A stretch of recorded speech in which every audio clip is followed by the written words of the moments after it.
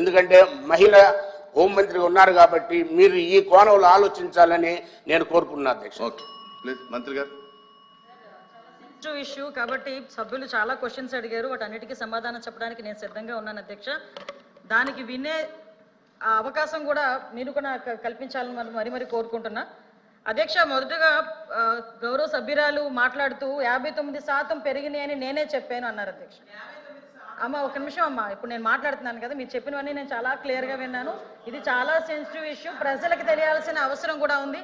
విషయం ఏంటంటే నేను 59% పెరిగింది, 59 కేసెస్ పర్ డే 59 కేసెస్ వచ్చినాయని నేను మంత్రి గారు చెప్పారని చెప్పారు. అది 2023 జూన్ నుంచి అక్టోబర్ వరకు అని చాలా క్లియర్గా సభ ముందు ఇందాక నేను ఉంచడం జరిగింది.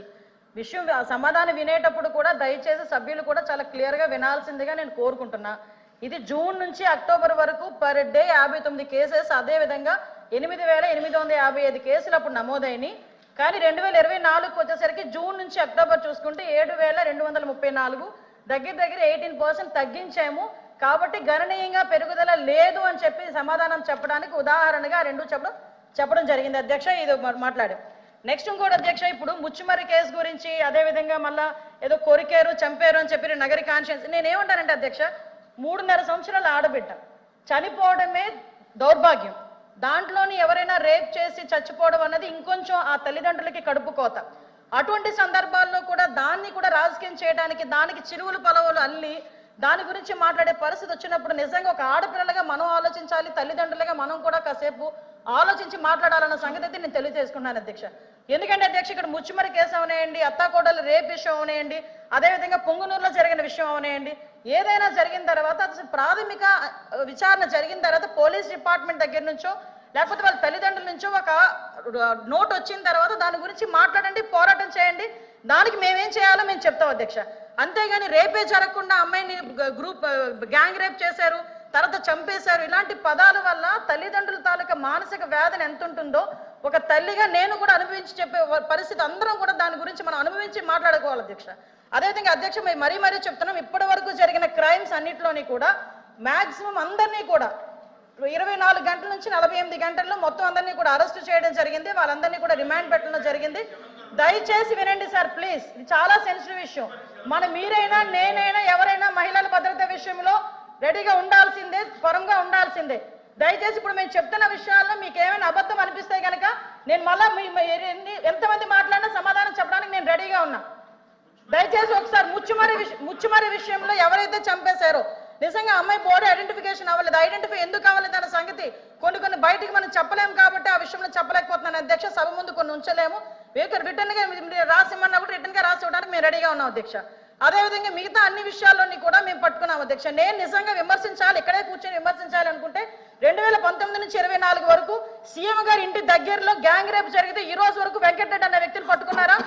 అదేవిధంగా విజయవాడ నడిబొడ్డులో ఒక దళిత వికలాంగురాల్ని హాస్పిటల్లో రూమ్ లో పెట్టి 3 రోజులు సామూహిక అత్యాచారం జరిగితే అదే విషయం కూడా చంద్రబాబు నాయుడు గారు వెళ్తే చంద్రబాబు నాయుడు గారి మీద కేసు పెట్టిన సంగతి మర్చిపోయారా అధ్యక్ష? నేను చెప్పాలి అధ్యక్ష, దయచేసి నాకు అవకాశం ఇవ్వండి. ఇలాంటి సంఘటనలు మేము చెప్పాలంటే కొన్ని కోళ్ళు చెప్తాం ఇలాంటి సంఘటనలు. అది కాదు ఈ రోజు జరగాల్సిన సంగతి గురించి. అదేవిధంగా మీరు ఇంతకు ముందు చెప్పారు అధ్యక్ష, పోలీసుల వైఫల్యం అని చెప్పి మాలో చాలా క్లియర్ గా చెప్తున్నారు అధ్యక్ష. ఈ రోజు పోలీసుల వైఫల్యం ఇప్పుడు కాదు అధ్యక్ష. పోలీసుల వైఫల్యం 5 నెలల కాలంలో వాళ్ళ దగ్గర వసతులు లేకపోయినా, వెహికల్స్ లేకపోయినా, వాళ్ళకి ఫోరెన్సిక్ ల్యాబొరేటరీ అనేది వాళ్ళ దగ్గర లేకపోయినా, అదేవిధంగా వాళ్ళకి కనీసం ఫింగర్ ప్రింట్ ఐడెంటిఫికేషన్ డివైజెస్ లేకపోయినా ఈ 5 నెలల్లో వితిన్ 24 గంటల నుంచి 48 గంటల్లో నేరస్తులు పట్టుకుని రిమాండ్కి పంపించిన ఘనత మా పోలీసు వ్యవస్థ అధ్యక్ష. 5 సంవత్సరాలు పోలీసులు ఎట్టున్నారు అధ్యక్ష?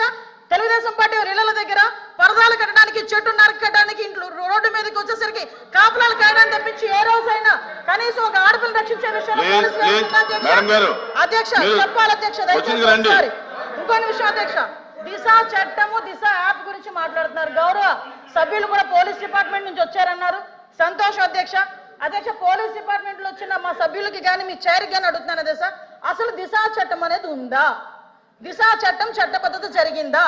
దిశా చట్టం చట్టబద్ధత లేకుండా దిశ పోలీస్ స్టేషన్ ఏర్పాటు చేసుకుని రాజమండ్రిలో దిశ పోలీస్ స్టేషన్ ఇదే సభ్యులందరూ కలిపి అప్పుడున్న మాజీ సీఎం గారు జగన్మోహన్ రెడ్డితో కలిపి రిబ్బన్ కట్ చేయించారు అధ్యక్ష. ఇక్కడ ఎంత దౌర్భాగ్యమైన పరిస్థితి అంటే అధ్యక్ష, అదే రోజు సాయంత్రం ఒక సామూహిక అత్యాచారం 3 రోజుల పాటు ఒక మైనర్ బాలికని దళిత బాలికని అత్యాచారం చేసి అదే దిశ పోలీస్ స్టేషన్ ముందు వదిలేసి వెళ్ళారు అధ్యక్ష. పోలీసులకి ఛాలెంజ్ చేశారు అధ్యక్ష ఒక రేపులు చేసే వ్యక్తి. ఆ రోజు ఏం జరిగింది అధ్యక్ష? కానీ తర్వాత దిశ చట్టం పక్కన పెట్టి దిశ యాప్ అని చెప్పి తీసుకొచ్చారు అధ్యక్ష. దిశ యాప్ అనేది ఇంతకు ముందు తెలుగుదేశం పార్టీ గవర్నమెంట్ లో 4th లైన్ అని చెప్పి ఒక యాప్ ఉండేది అధ్యక్ష. దాన్ని కన్వర్ట్ చేసి దిశ యాప్ అని పెట్టారు. నిజంగానే దిశ యాప్ ద్వారా నిజంగానే నేరాలు తగ్గించేసాము, లేకపోతే నేరాలకు సంబంధించి మేము చాలా మందిని పట్టేసుకున్నామంటే రికార్డ్స్ ఎందుకు నేరాలు పెరిగిపోయినాయని చెప్తుంది అధ్యక్ష.